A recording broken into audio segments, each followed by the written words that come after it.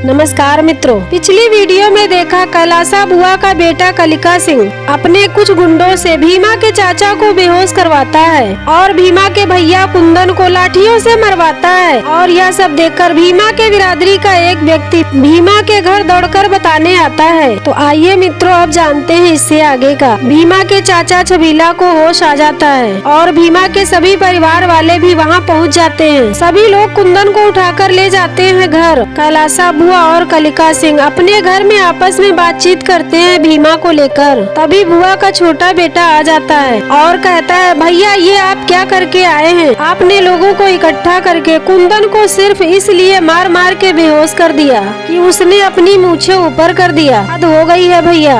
भैया मनुष्य बनिए, इस तरह का अमानवीय व्यवहार करके क्या हासिल होगा? कैलाशा बुआ जाने को कहती है और वह वहाँ से चला जाता है। इधर भीमा के घर में डॉक्टर कुंदन को दवा देते हैं और कहते हैं घबराने की कोई बात नहीं है, उन्हें दवाई दे दी है और डॉक्टर साहब वहाँ से चले जाते हैं। भीमा की ताई जी नाराज होकर भीमा से कहती है, देख इसको अच्छे से देख, डीएम बनना है। यही कहकर हंस हंस कर दोनों बहनें खेल रही थी। तुम्हारे डीएम बनने की जिद ने हम सबकी जिंदगी का खेला बना दिया है और देख अपने भाई का हालत, इसका जिम्मेवार तुम ही हो। ये मूछें ऊपर करता था लेकिन घर में बाहर किया तो देखो कैसा हालत हो गया है इसका। भीमा की माँ कहती है, इसको नहीं पता था। भीमा के ताऊ जी नाराज होकर कहते हैं, अरे नहीं पता था तो बताते तो हैं और तुम तो ऐसा बोल रही हो कि जैसे तुम्हारी हर बात मान लेती है। भीमा ये सब देखकर बहुत दुखी होती है। भीमा के चाचा कहते हैं, हो गया भैया। भीमा के ताऊ जी चुप कराकर कहते हैं, ये बोलकर दरकिनार नहीं किया जा सकता।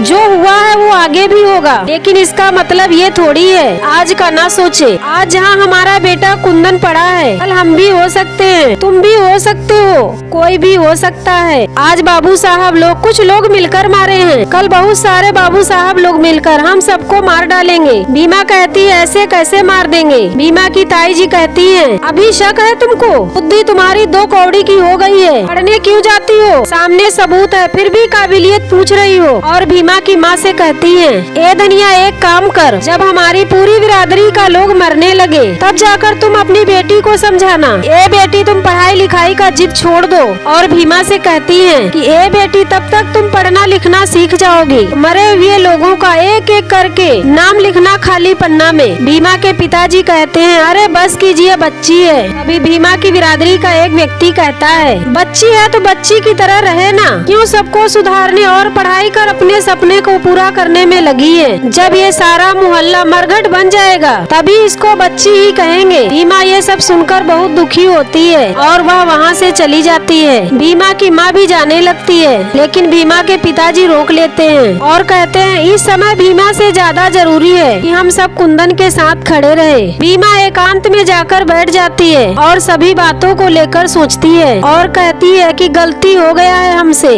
तभी बाबा साहब जी कहते हैं, कैसी गलती भीमा? भीमा कहती है, अब तक जो भी किया, जिस चीज के लिए लड़ी, जिस चीज के लिए सबसे बहस की, वो सब अब गलती लग रहा है। बाबा साहब जी कहते हैं, अपने संघर्षों को गलती का नाम देना सबसे बड़ा गुनाह होता है। भीमा कहती है, तो हो गया है पाप, अपने लोगों को मार खाते देखा, भैया को बेहोश होते देखा, चाचा को जबरन नाचते हुए, लेकिन तकलीफ ये हमको भुगतनी होती तो बात अलग होती, लेकिन तकलीफ सब भुगत रहे हैं। कल को डीएम बनेंगे तो हम बनेंगे, लेकिन जो लोग आज भुगत रहे हैं उनका क्या? अब बहुत हो गया, अब नहीं, गलती हमारी है। बाबा साहब जी नाराज होकर कहते हैं, तो फिर ठीक है, यहाँ बैठकर सुधारो अपनी गलती को, रोना है रो लो, जो मन करे वो करो, मैं जा रहा हूँ। और याद रखना भीमा, आज के बाद मैं तुमसे कभी नहीं मिलूंगा। और बाबा साहब जी वहाँ से चले जाते हैं। इधर भीमा के भैया कुंदन को होश आ जाता है और वह पूछता है, भीमा कहाँ है? भीमा के चाचा कहते हैं, कुंदन जो तुमको मार लगी है इसका जिम्मेवार भीमा घोषित हो गई है। इसके कारण सब उसको इतना सुनाए कि वो घर छोड़कर भाग गई। कुंदन कहता है कि सही तो है, भीमा के कारण हम मार खाए हैं, लेकिन कहाँ है वो? अब इसकी मनमानी नहीं चलेगी। कितना मारे हमको वो लोग, कहाँ है वो? मिलना है हमको। भीमा की माँ रोकती है लेकिन कुंदन कहता है, हम जाएंगे चाची और जाकर बताएंगे कि अब इसकी मर्जी नहीं चलेगी। भीमा की ताई जी भीमा की माँ से कहती है, अब क्यों रोक रही हो? जाने दो, ये तो अच्छी बात है। कम से कम इस घटना से कुंदन तो सुधर गया और इसकी समझ में आ गया है कि भीमा गलत है और धीरे धीरे सबकी समझ में आ जाएगा और भीमा का भाई कुंदन कुंदन वहाँ से जाता है। भीमा एकांत में अकेले बैठी है। कुंदन बुलाता है भीमा और उसके पास आ जाता है। भीमा पूछती है आप ठीक हैं? और कहती है हमारे कारण ये सब हुआ है, हमारी गलती थी, अब हम ऐसा नहीं करेंगे। भीमा का भैया कुंदन कहता है अब हम जो कह रहे हैं वह सुनोगी? भीमा आज से तुम अपनी मर्जी का कुछ नहीं करोगी, बल्कि जो तुम करोगी वो कुंदन यानी कि हमारी मर्जी होगी। और इसी के बाद एपिसोड नंबर 35 समाप्त हो जाता है। तो ये कहानी आप लोगों को कैसी लगी कमेंट कीजिएगा और हमारे चैनल को लाइक और सब्सक्राइब कीजिएगा। जय भीम, जय भारत, जय संविधान।